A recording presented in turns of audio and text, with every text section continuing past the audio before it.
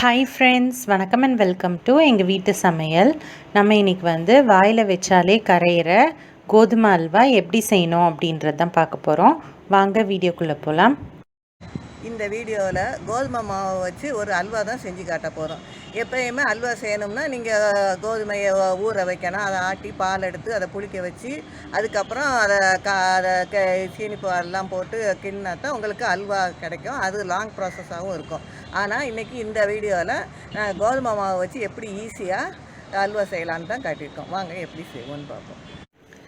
இதுக்கு வந்து நம்ம 1 கப் போல் கோதுமை மாவு, 2.5 கப் போல் சர்க்கரை, 1/2 கப் போல் நெய் எடுத்திருக்கோம். தேவையான அளவு முந்திரி பருப்பும் எடுத்திருக்கோம்.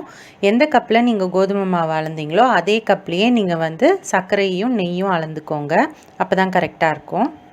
முதல்ல கோதுமை மாவை நம்ம வந்து தண்ணியில் கரைச்சிக்க போகிறோம். இப்போ வந்து நம்ம 5 கப் போல் தண்ணி எடுத்து வச்சுருக்கோம். எந்த கப்பில் நம்ம கோதுமை மாவு அளந்தோமோ அதே கப்பில் நம்ம 5 கப் போல் தண்ணியை எடுத்து வச்சுருக்கோம். ஃபஸ்ட்டு வந்து 1 கப் தண்ணி விட்டு நம்ம கோதுமை மாவு நல்லா கட்டி இல்லாமல் கலந்துக்கலாம். கட்டி இல்லாமல் கலந்த பிறகு மீதி உள்ள 4 கப்பையும் சேர்த்துக்கோங்க. ஸோ மொத்தமாக 5 கப் தண்ணி வச்சு இந்த கோதுமை மாவை நல்லா கரைச்சிக்கோங்க கட்டி இல்லாமல்.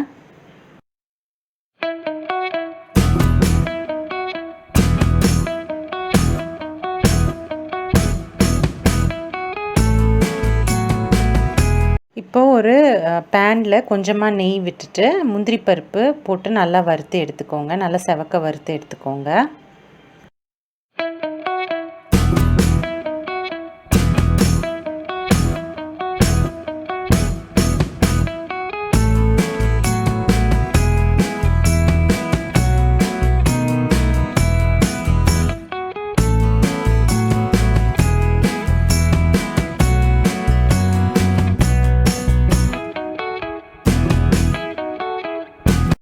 இப்போது அதே பேன்லேயே நம்ம கரைச்சி வச்சுருக்க கோதுமை மாவை வந்து நம்ம சேர்த்துக்கலாம்.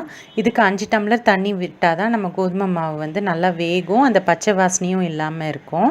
இப்போ வந்து அடுத்த அடுப்பில் வந்து 3 டேபிள் ஸ்பூன் சர்க்கரையில் ஒரு 1/2 ஸ்பூன் தண்ணி விட்டுட்டு இந்த மாதிரி நம்ம காய்ச்சிட்டே இருந்தோம்னா சர்க்கரை இந்த மாதிரி கேரமலைஸ் ஆகிடும், கலர் மாதிரி. இதை தான் நம்ம கலருக்கு பதில் சேர்க்க போகிறோம். இப்போது அந்த கடாயில் நம்ம கோதுமை மாவு வெந்துட்டு இருக்கு இல்லையா, அதில் இந்த சர்க்கரையை சேர்த்து நம்ம கிண்டிக்கணும். ஃபஸ்ட்டு வந்து லைட் கலராக தான் இருக்கும், அப்புறம் கிண்ட கிண்ட உங்களுக்கு நல்லா கலர் வந்து டார்க் ஆகிடும். இது வந்து நேச்சுரலான கலர் கொடுக்கறதுக்காக நம்ம வந்து சர்க்கரையை இப்படி கேரமலைஸ் பண்ணி நம்ம இதில் சேர்க்குறோம். இப்போ நீங்கள் கிளறிட்டே இருங்க. இப்போது நீங்கள் மீதி உள்ள சர்க்கரையையும் சேர்த்துக்கோங்க. அடுப்பை வந்து ஹையில் தான் இருக்கணும், ஹையில் வச்சே கிண்டுங்க, அப்போ தான் கரெக்டாக வரும். இப்போ வந்து நல்லா சர்க்கரையோடு சேர்ந்து நல்லா மாவு கொதித்து நல்லா கெட்டியாகிட்டே வரும். நம்ம வந்து நெய் பேட்சஸில் தான் சேர்க்க போகிறோம். ஒரு 2 டேபிள் ஸ்பூனாக சேர்த்து கிளறிட்டே இருக்கணும். அப்பப்போ இந்த நெய்யெல்லாம் ஃபுல்லாக உரிய நம்ம பேட்சஸில் சேர்த்துட்டே இருந்தோன்னா தான் நமக்கு நல்லாயிருக்கும் அல்வா. அது மாதிரி கிண்டிகிட்டே இருங்க கொஞ்ச நேரம்.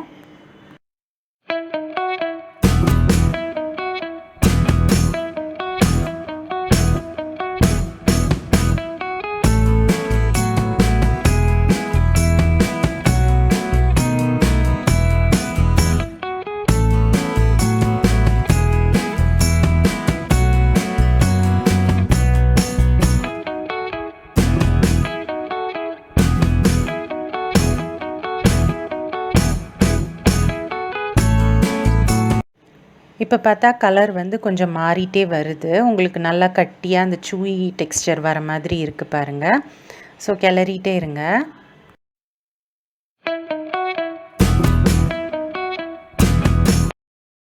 ஒரு ஸ்டேஜில் நல்லா அந்த அல்வா வந்து வச்சுருக்க பேனில் ஒட்டாமல் இந்த மாதிரி நல்லா திரண்டு வரும். அந்த டைம் வந்து ஏலக்காய் தூள் சேர்த்துக்கலாம்.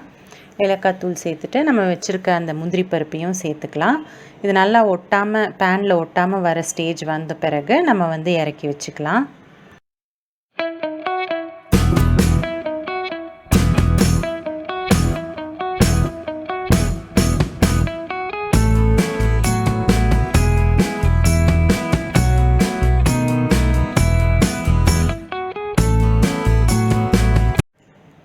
பாருங்கள், இது வந்து நல்லா திரண்டு ஒன்றா வந்துடுச்சு. உங்களுக்கு பேனில் ஒட்டவே இல்லை.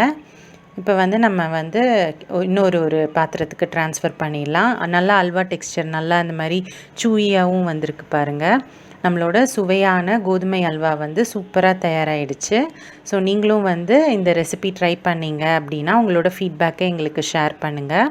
இந்த வீடியோ உங்களுக்கு பிடிச்சிருந்தது அப்படின்னா லைக் பண்ணுங்கள், ஷேர் பண்ணுங்கள், சப்ஸ்கிரைப் பண்ணுங்கள். மறக்காமல் பெல் பட்டனையும் டேப் பண்ணுங்கள்.